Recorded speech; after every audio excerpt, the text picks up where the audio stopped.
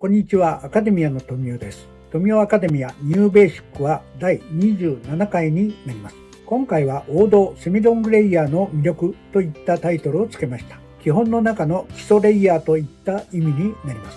今や初めにサロンスタイルからレイヤーを勉強していますが、本来基礎レイヤーから学んでほしいものです。ヘアカットにおけるレイヤーの重要性について説明します。いつの時代もこのレイヤーが基本です。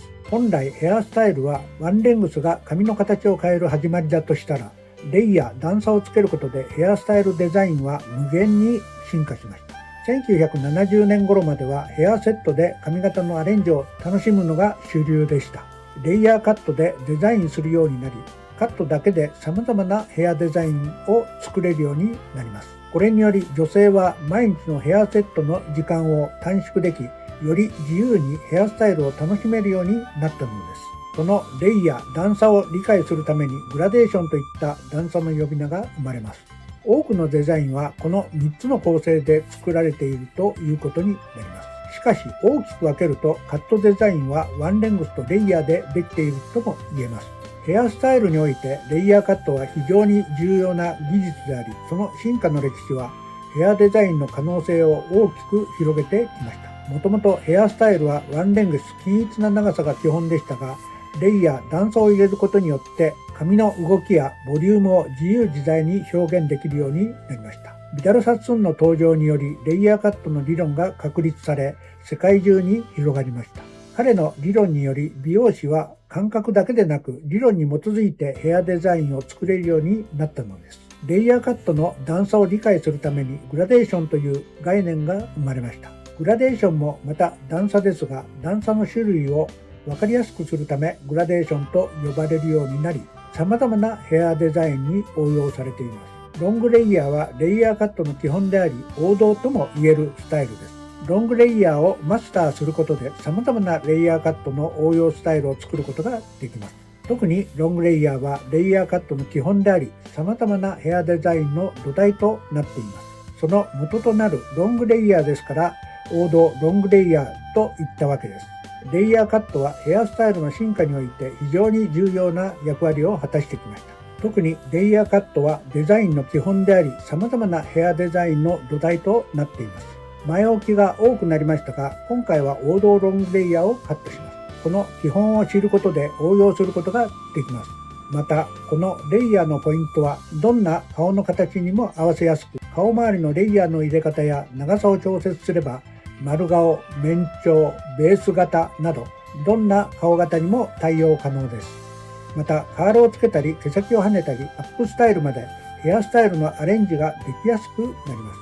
結果的に流行に左右されないデザインになり、まさに王道です。はじめに、このチャンネルは世界各国の言語に対応しています。多くの言語は自動翻訳できますが、まだまだ完璧とは言えません。ですが、大体のニュアンスはわかると思います。比較的正確に英語、中国語、韓国語、スペイン語、タイ語、ヒンディー語は素早く選んでいただけます。合わせてご覧ください。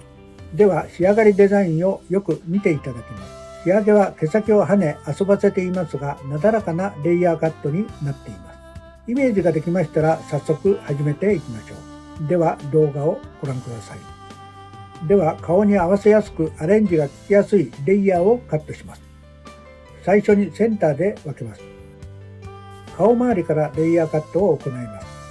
中心に3センチ幅のパネルをこのように取り、ガイドを作ります。前髪は後から作ります。まずは唇の長さを目安にガイドを作ります。唇の長さにガイドができました。フロントサイドは前頭部と後頭部を分けます。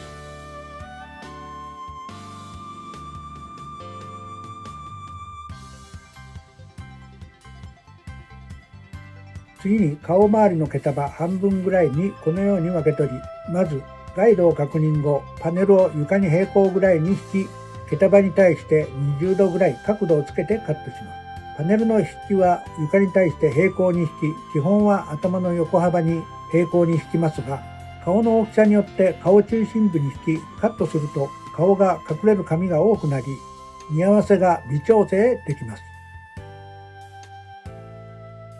はい、このようにカットします。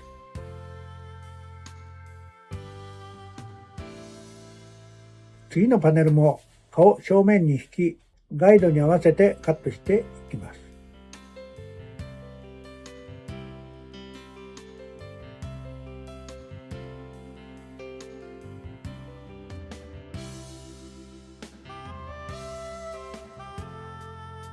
バックセンターまでの紙も引き出しカットします。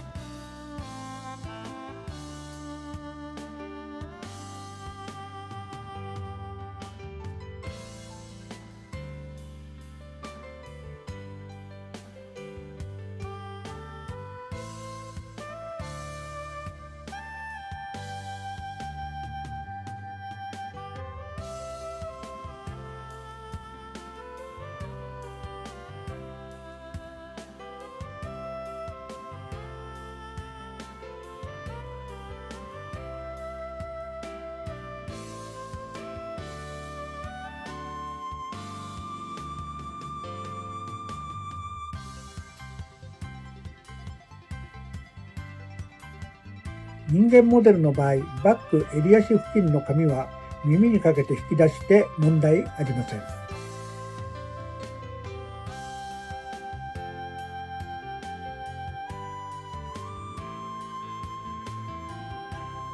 反対側も同じようにカットを進めていきます。反対側をカットした時のパネルの引きとカットライン毛束に対して20度ずらしてカットしたことを覚えておき、同じようにカットして合わせていきます。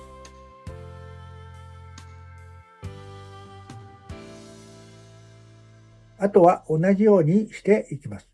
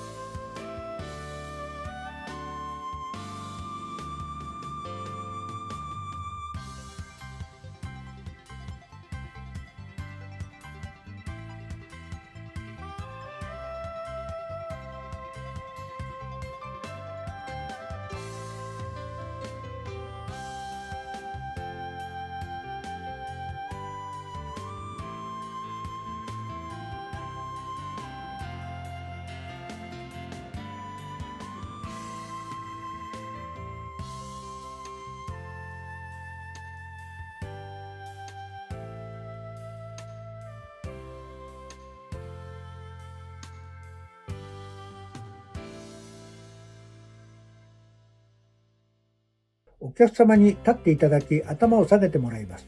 そして左右のチェックカットです。頭の位置を確かめ、左右の長さやバランスを確認します。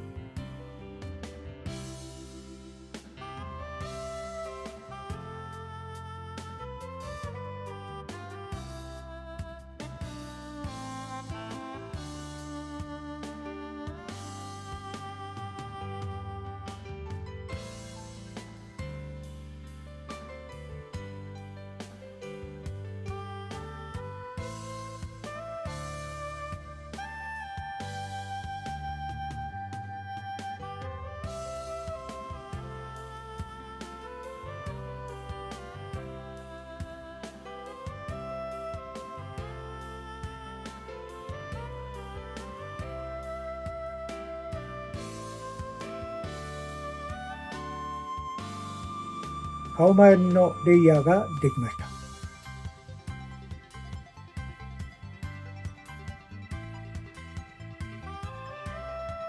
次も前頭部と後頭部を分けてバックのアウトラインのカットです。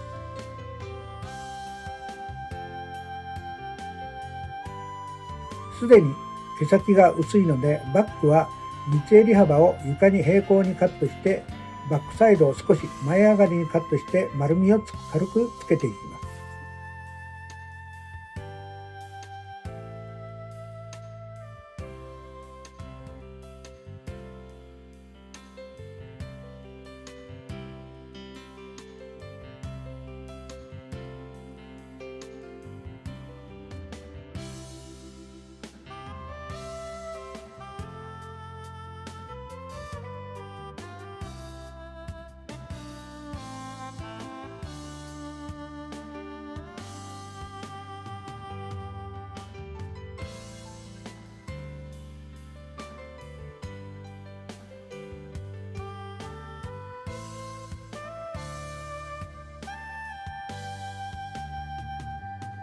これで顔周りとアウトラインのカットが終わりました。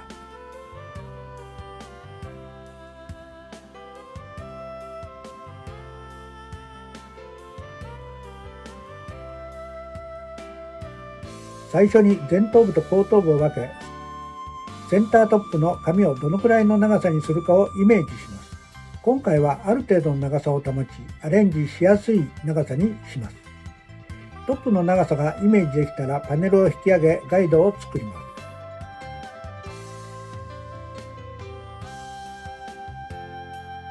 ガイドができましたので、モヒカンにパネルを引き出し、バックセンターのガイドを作ります。普段はトップのガイドが決まったら下からその長さに向かってレイヤーを入れていきますが、今回はバックセンターにガイドを作っておきます。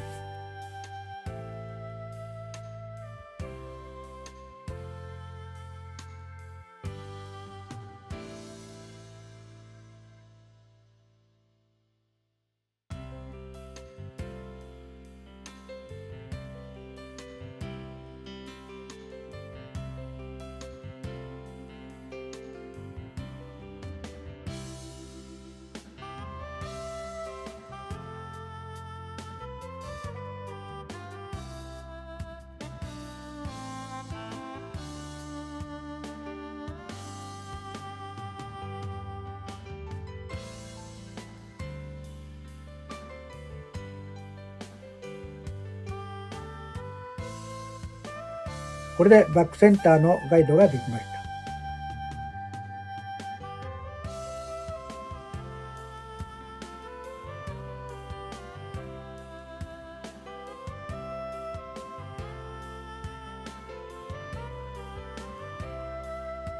頭の出ているところより3センチぐらい上から耳の付け根に向かってブロッキングします。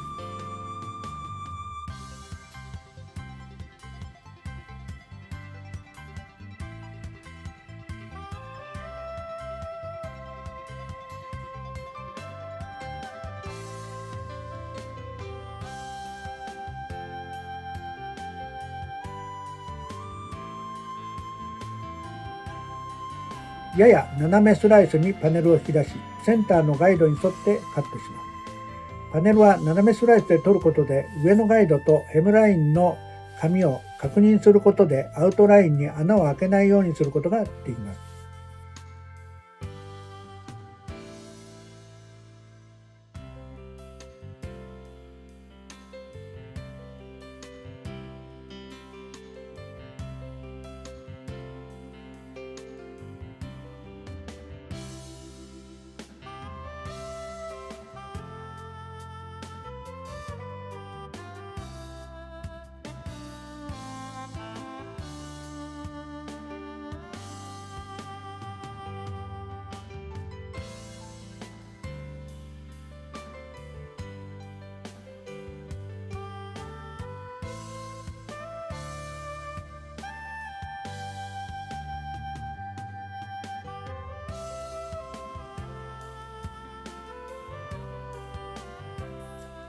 反対側も同じようにカットを進めます。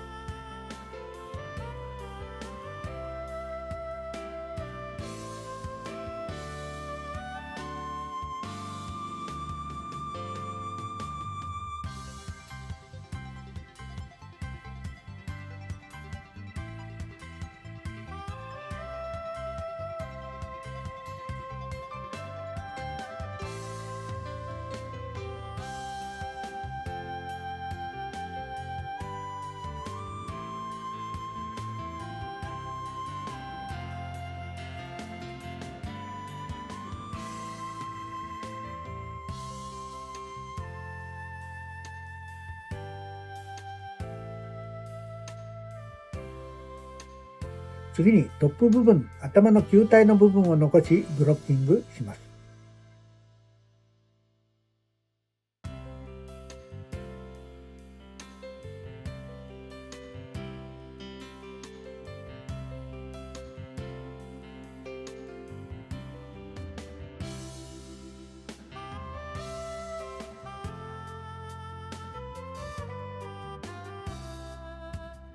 センターのガイドを元にカットしていきます。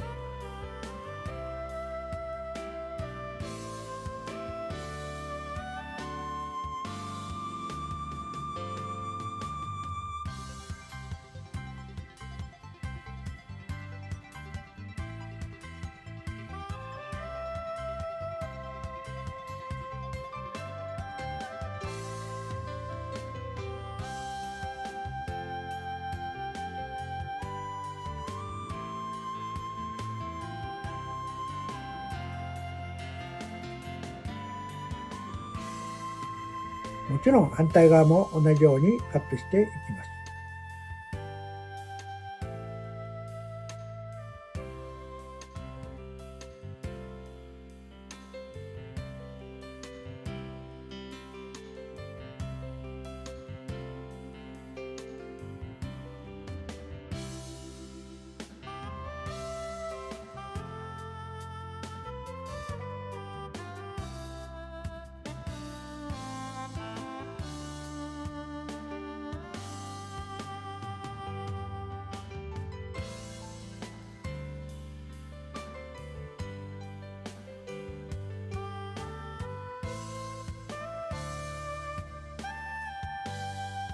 トップのカットに入りま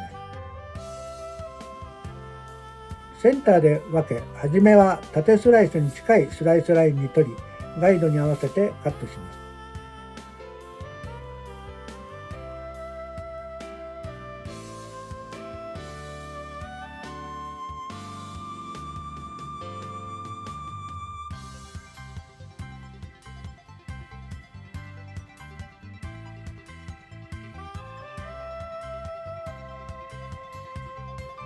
次に放射状にスライスを取りカットしていきます。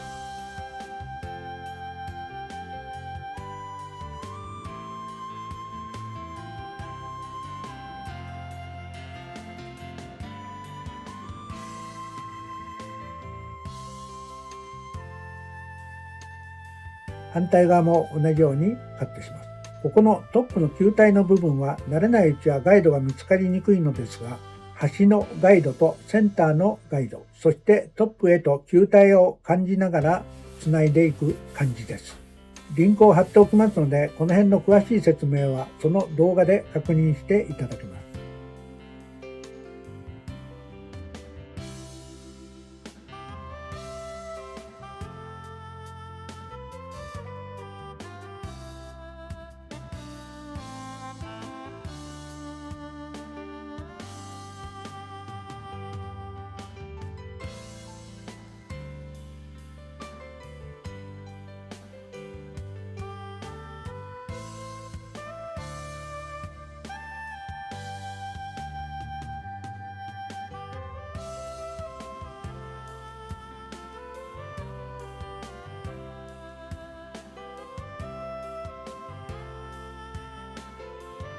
次にフロントサイドのレイヤーをカットしていきます。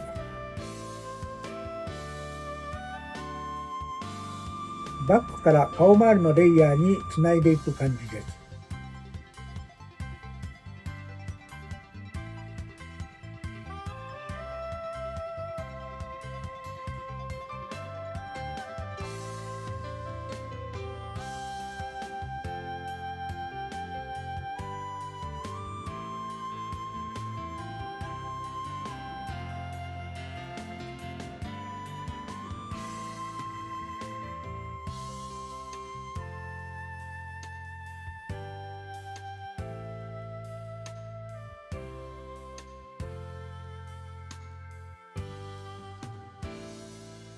反対側も同じようにカットしていきます。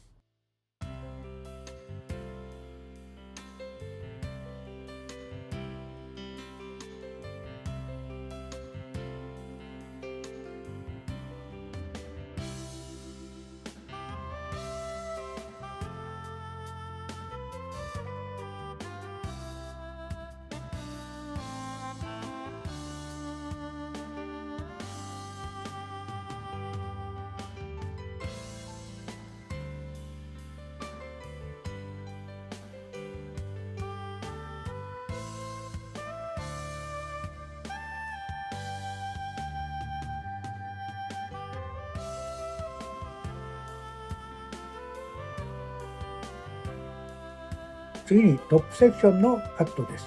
トップモヒカンに取り、前髪が少し短くなる程度、ほぼ床に平行にガイドを作ります。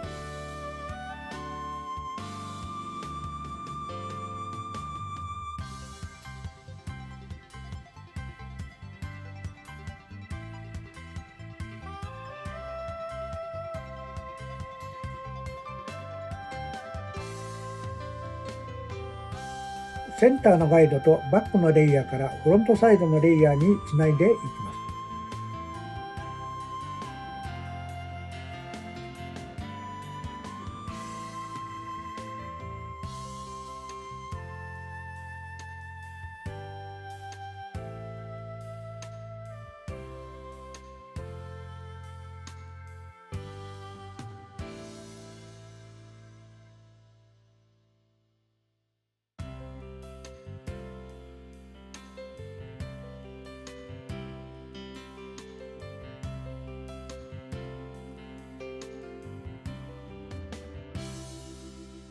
反対側も同じようにつなぎます。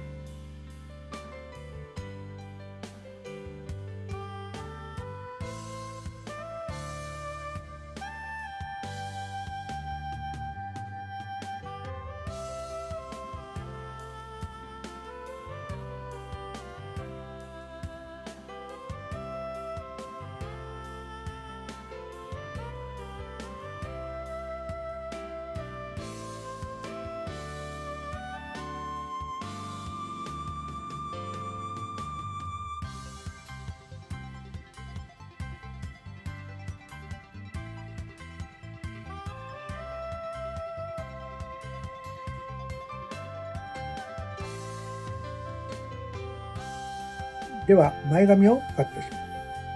黒目の縁から上がったラインで奥行きは自然に分かれる付近に取りブロッキングします。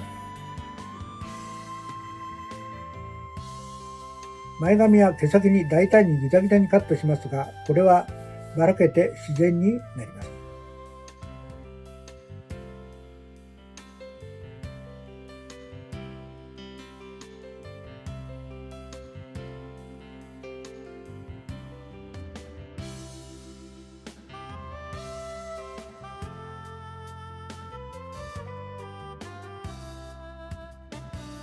前髪とフロントサイドの髪をレイヤーでつなぎ、顔になじみやすくします。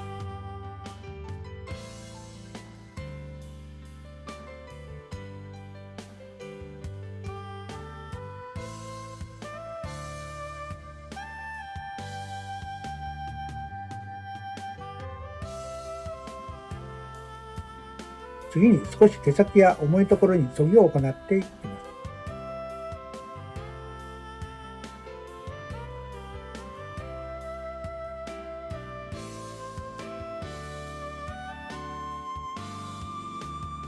バックから毛先に表情を出しやすくなるように削ぎを行います。巻いた場合も毛先の表情が軽やかに出やすくなります。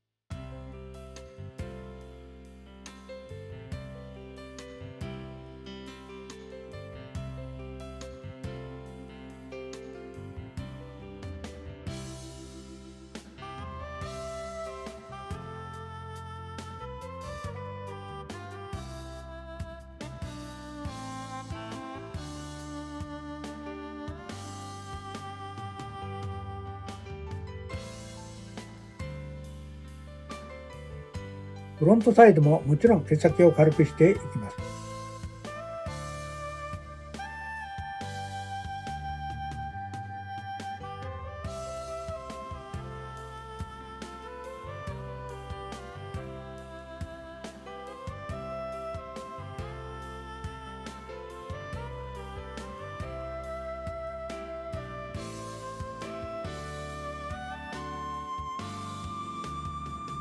ウェットカットの終了になります。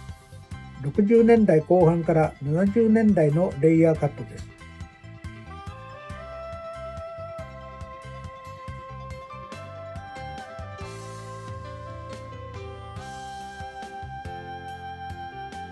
ではドライヤーで乾かしま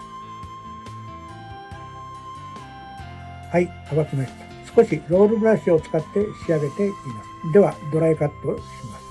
すでに削ぎを行っていますので、毛先の表情付けや目立って重いところを軽く削ぎます。スタイル的には少し重めの仕上がりになります。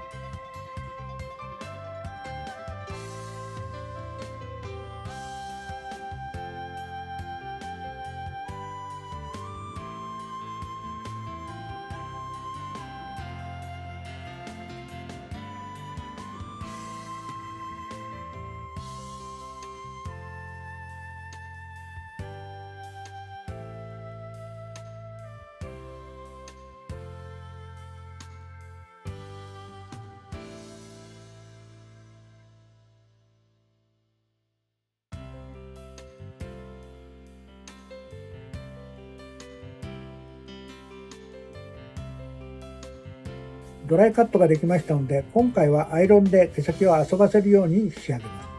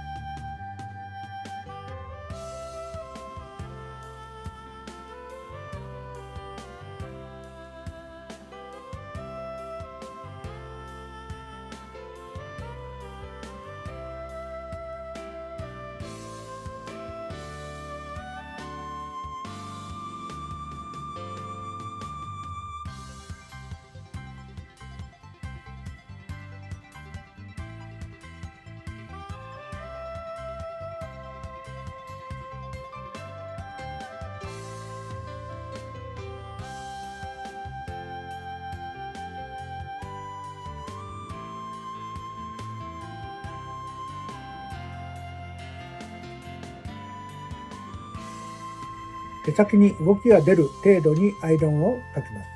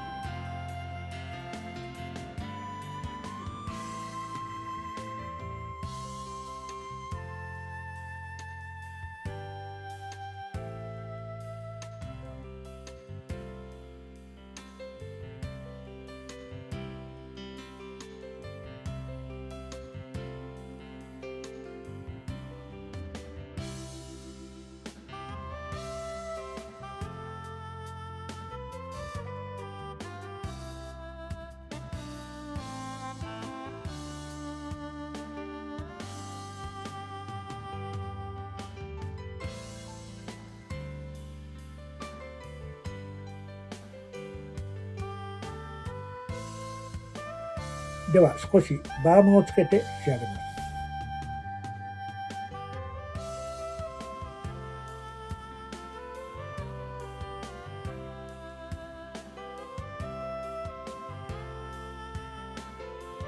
出来上がってきました。出来上がりです。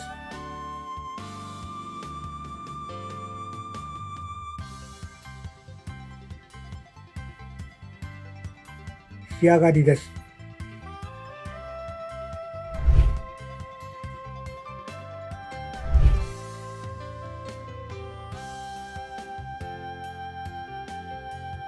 はい、今回は王道セミロングレイヤーということで基本に近いレイヤーをカットしました。